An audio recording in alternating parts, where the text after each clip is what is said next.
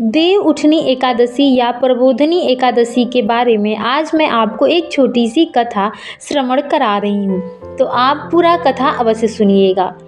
एक प्राचीन काल में राजा था। वह बड़ा ही प्रतापी था। वह हर एकादशी के दिन व्रत रखता था तथा अपने राज्य में हर एक व्यक्ति को भी व्रत रखना बताता था।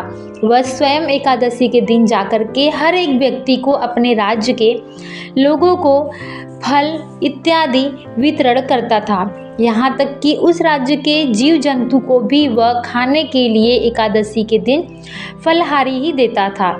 एक बार की बात है, उस नगर में एक लकड़हारा दूसरे राज्य से आता है।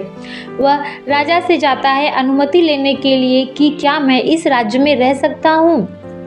राजा ने उसे बताया कि तुम यहाँ रह सकते हो, लेकिन यहाँ पे हर एक एकादशी के दिन सभी लोग व्रत रखते हैं तथा अन्न नहीं ग्रहण करते, भोजन के लिए फल का ही सेवन करते हैं। वह लकड़हारा बोलता है कि ठीक है। कुछ दिन बाद एकादशी का दिन आता है। वह लकड़हारा जाता है राजा के पास और बोलता है, राजा जी, मैं इतना काम करता हूँ इसलिए थक जाता हूँ। मैं फलहारी करके राज्य में नहीं रह सकता, मुझे बहुत कष्ट हो रहा है। आप मुझे कृपया करके अन्न का दान दें ताकि मैं उसे बना करके खा सकूं। राजा ने कहा, ठीक है, तुम अन्न लेकर के जाओ। राजा ने उसे अन्न दे दिया। फिर वह गया, नदी के किनारे स्नान इत्यादि किया, फिर भोजन पकाया और आंखें बंद कर हाथ जोड़कर श्री हरि विष्णु को अपने पास बुलाया। श्री हरि विष्णु स्वयं उसके पास गए और उसके साथ बैठकर भोजन किया।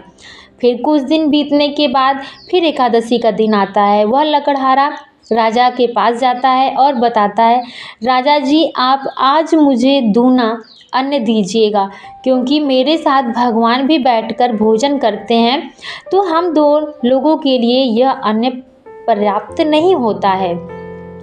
राजा ने कहा, ऐसा नहीं हो सकता। मैं नहीं मानता कि तुम्हारे साथ भगवान श्री हरि स्वयं बैठकर भोजन कर रहे हो। मैं इतना तप करता हूँ, जप करता हूँ, व्रत रहता हूँ, तो मुझे तो कभी श्री हरि जी ने दर्शन नहीं दिया। लकड़हारा ने बोला, अगर आपको विश्वास नहीं है तो आप स्वयं चलकर देख लेना। एकादशी का दिन था। राजा ने अन्न दिया लकड़हारे को।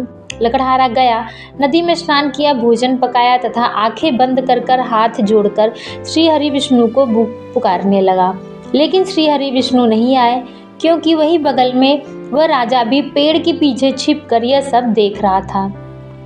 अंत में लकड़हारा ने जोर लगाया और बोला, अगर श्री हरि विष्णु आप नहीं आए आज, तो मैं इस नदी में अपने प्राण त्याग दूंगा। और यह निष्ठा कर वह नदी की तरफ बढ़ने लगा। तभी अचानक श्री हरि विष्णु प्रकट हुए और उसके साथ बैठकर भोजन किए तथा उसे अपने रथ में बैठाकर वहां से बैकुंठ को चले गए।